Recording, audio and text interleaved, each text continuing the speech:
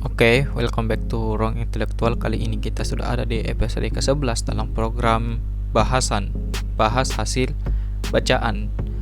Kali ini kita ada pada salah satu episode sebelum bukan salah satu sih, satu episode sebelum terakhir, yaitu episode yang ke-11 karena bias di buku ini sampai bias ke-33. Oke, jadi bias yang kita bahas kali ini itu ada 3. Yang pertama self-selection bias, yang kedua self-serving bias, dan yang ketiga social proof. Oke, kita masuk ke bias yang pertama. Nah, di bias kali ini kita bertemu dengan bias yang merasa terzolimi. Nah, maksudnya begini, ketika ada kejadian sial atau kejadian buruk, dia merasa kalau hanya dia yang mengalami seperti itu, hanya dia yang paling sial dalam hidup itu. Orang lain itu merasa bahagia dan merasa nyaman. Nah, itu kalau kawan-kawan menonton anime Naruto, ada satu tokoh yang namanya Uchiha Obito. Dia itu ketika dibunuh orang yang dia suka namanya Rin sama salah satu sahabatnya yaitu Kakashi, dia merasa kalau kejadian atau kejadian buruk itu hanya untuk dia. Dia merasa kalau dunia ini adalah neraka, maka kita harus membangkitkan Mugen Tsukuyomi agar supaya kita mendapatkan kedamaian yang sejati. Nah, itu pikiran-pikiran yang kena oleh seorang yang bernama Obito ini. Itulah self-selection bias. Dia merasa kalau pokoknya kesialan apapun itu ya pasti untuk dia, orang lain itu tidak. Nah, ini mirip-mirip ya, apa istilahnya itu saya lupa. Yang jelas kita harus mengingat bahwa apapun yang ada di dunia nyata ini atau di hidup ini itu semua bisa terjadi. Artinya kesialan-kesialan yang kita hujat-hujat itu juga bisa dialami oleh orang lain, bahkan orang lain itu lebih parah daripada kita sendiri. Nah, contohnya kalau kita terjebak macet, kalau kita merasa paling terzolimi pada saat itu karena kena macet, apalagi di jalan sebelah itu lancar, kan kadang itu satu arus lancar, satu arusnya macet, kebetulan kita ada di macet, lalu kita merasa kita paling terzolimi pada saat itu, kita lupa bahwasanya kita tidak sendiri macet di situ. Ada banyak orang di belakang dan samping kita, di depan kita juga. Nah, bagaimana mungkin kan terjadi macet sedangkan kita sendiri? Itu tidak mungkin. Macet itu terjadi kalau ada kita dan orang lain juga di jalan itu. Artinya tidak wajar kalau kita merasa yang paling sial pada saat itu, sedangkan orang lain juga merasakan kesialan yang sama. Bahkan mungkin ada orang yang sedang dalam keadaan darurat dan terjebak macet pada saat itu, sedangkan kita sendiri yang tidak terjebak, tidak punya urusan yang sangat penting, kemudian terjebak macet. Nah, itu kan tidak masalah bagi kita, tapi masalah bagi orang lain. Jadi self-selection bias ini tidak logis. Nah, seperti juga kalau main kartu, kan kita sudah sepakat bahwa main kartu itu adalah permainan yang random. Kita tidak tahu siapa yang menang, siapa yang kalah. Tidak ada juga indikasi-indikasi tertentu kalau ini yang main pasti menangnya banyak, kalahnya segini. Tidak ada. Permainan kartu itu random. Karena kenapa? Kartu itu diacak. Yang mengacak pun tidak tahu, yang dibagikan kartu tidak tahu kartu apa yang akan dia dapat. Kalaupun kartu yang dia dapat itu bagus, ya kebetulan, tidak sengaja, itu hanya sebuah keberuntungan. Kebetulan dia dapat kemungkinan yang menguntungkan posisinya. Dan kalau dapat kartu yang kurang atau kasta bawah, ya itu juga sama-sama kemungkinan. Hanya saja tidak ada yang lebih tinggi kemungkinannya, sama-sama bisa iya bisa tidak.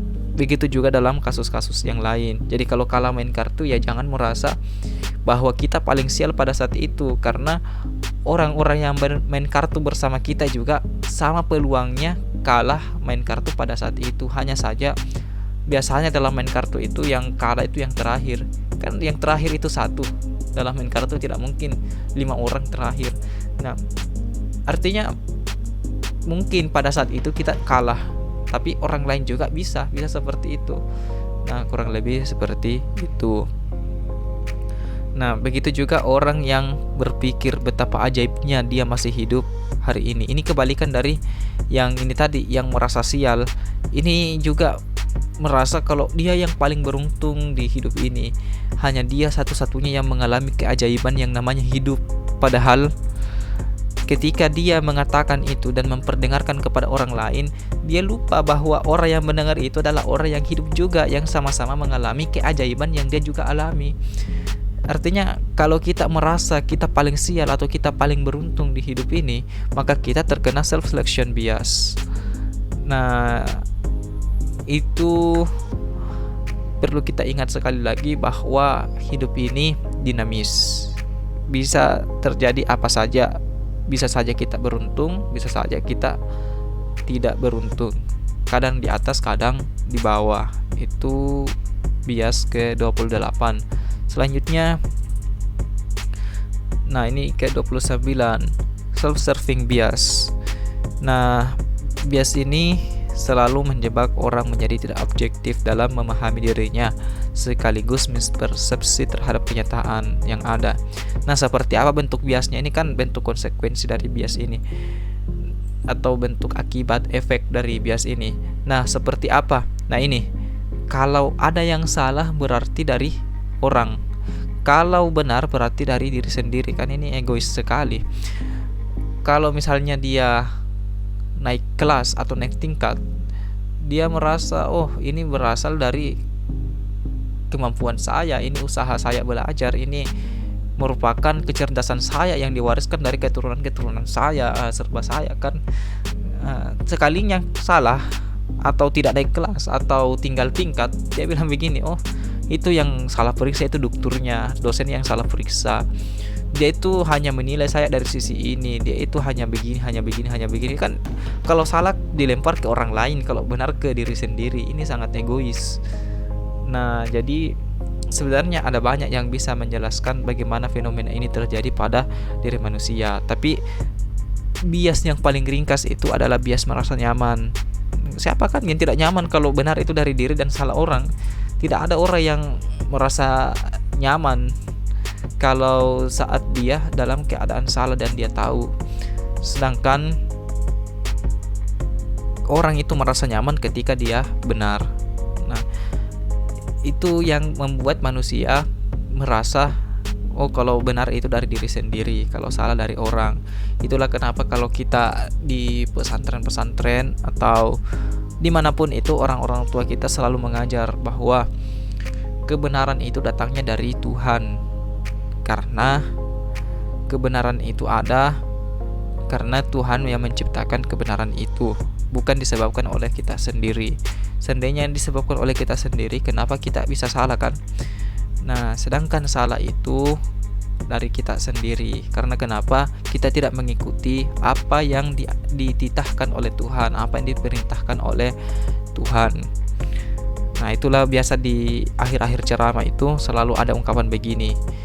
Kalau ada salah-salah berarti itu dari saya sendiri. Kalau ada yang lebih berarti itu dari Allah Ta'ala. Kan yang seperti itu kita selalu dengar. Nah, itu salah satu cara menghindari self-serving bias.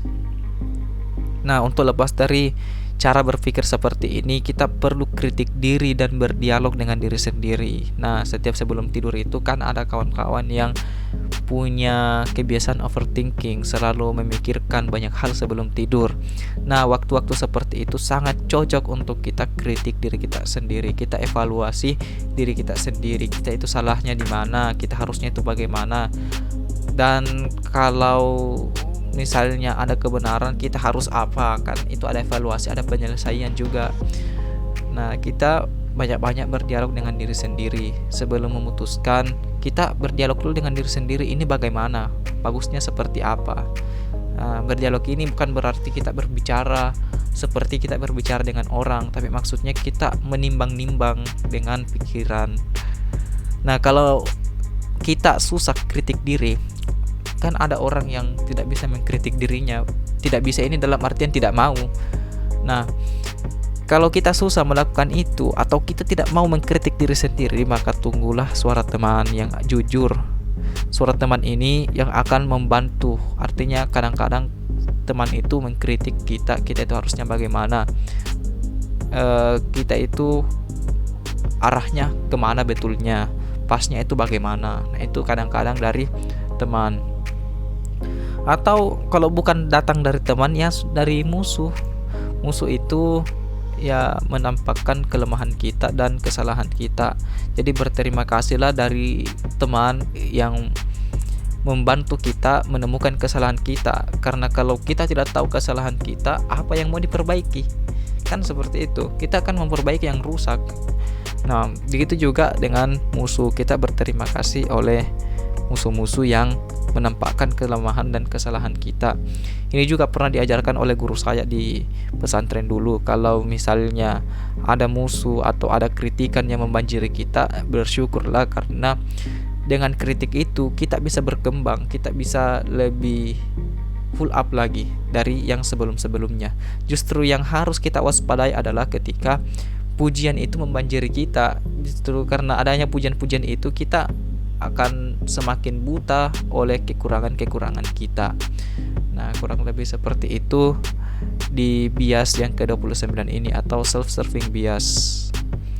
Nah, kemudian yang ke-30, social proof. Nah, social proof ini kadang-kadang disebut juga dengan herd instinct. Nah, insting berkerumunan.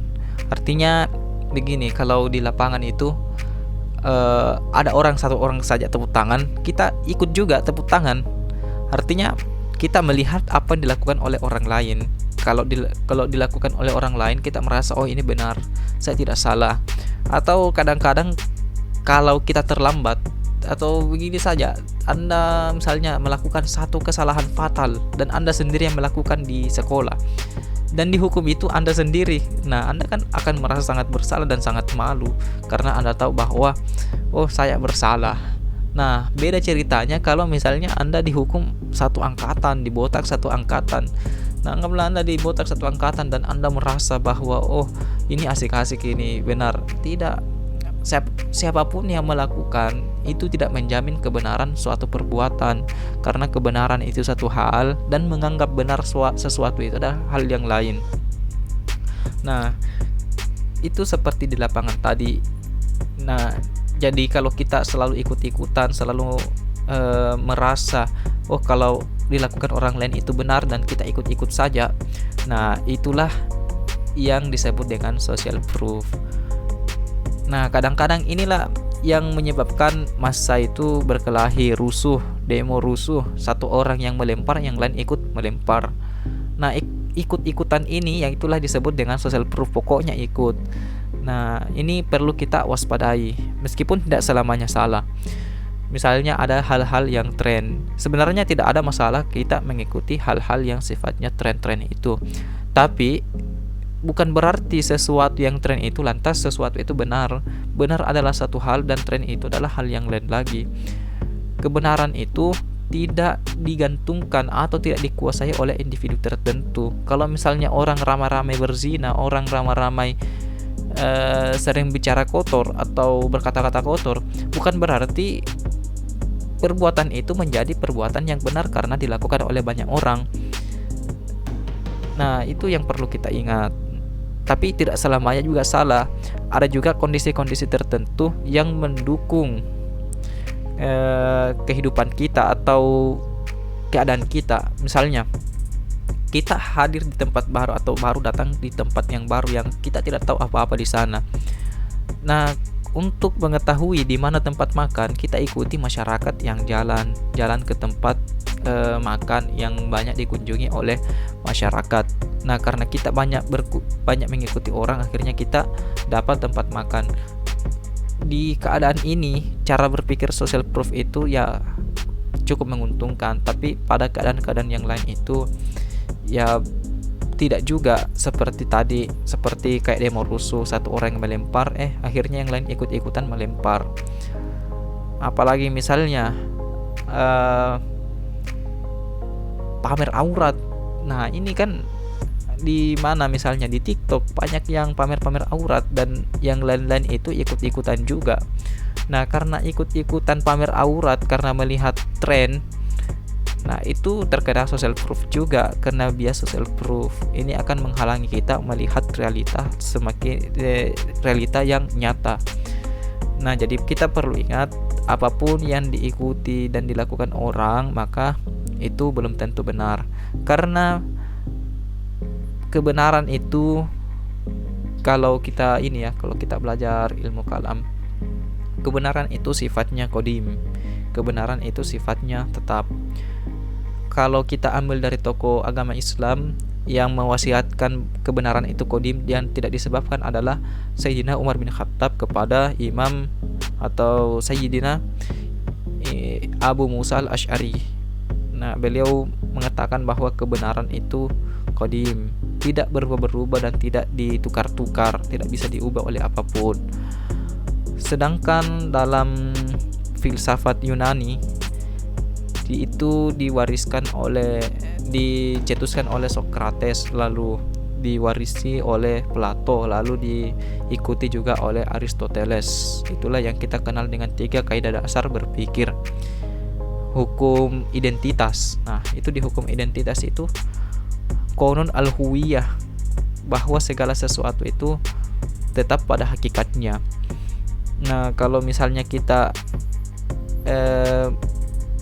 melihat zina sebagai perbuatan zina, dia tetaplah sebuah kesalahan. Jadi kalau misalnya ada 30 juta yang melakukan, maka 30 juta ini melakukan kesalahan. Bukan berarti karena 30 juta ini melakukan perbuatan itu, maka perbuatan itu yang menjadi benar. Tapi kan kadang kita tidak sadar, karena banyak orang yang melakukan, ya kita ikut-ikutan. Jadi solusinya adalah kita harus selalu menimbang-nimbang, apakah yang kita ikuti ini adalah suatu kebenaran ataukah ternyata kesalahan yang dibalut oleh suara-suara penonton. Karena suara penonton itu tidak pernah mewakili kebenaran. Nah, beda mungkin ada filosof-filosof lain yang mengatakan suara mayoritas adalah suara kebenaran, tapi itu pembahasan yang lain lagi. Oke, sampai sini saja episode kali ini tentang bahas buku Ihwal Sesat Pikir dan Cacat Logika yang ditulis oleh Dr. Fakhruddin Faiz. Kalau ada salah-salah, yaitu dari saya pribadi. Yang benar-benar itu ya dari Allah Subhanahu wa Ta'ala. Kalau ada yang salah, silahkan diluruskan di kolom komentar. Kalau ada yang kurang, ya silahkan ditambah. Kolom komentar selalu terbuka, kali aja bermanfaat kepada orang lain juga. Oke, wallahu ta'ala a'lam.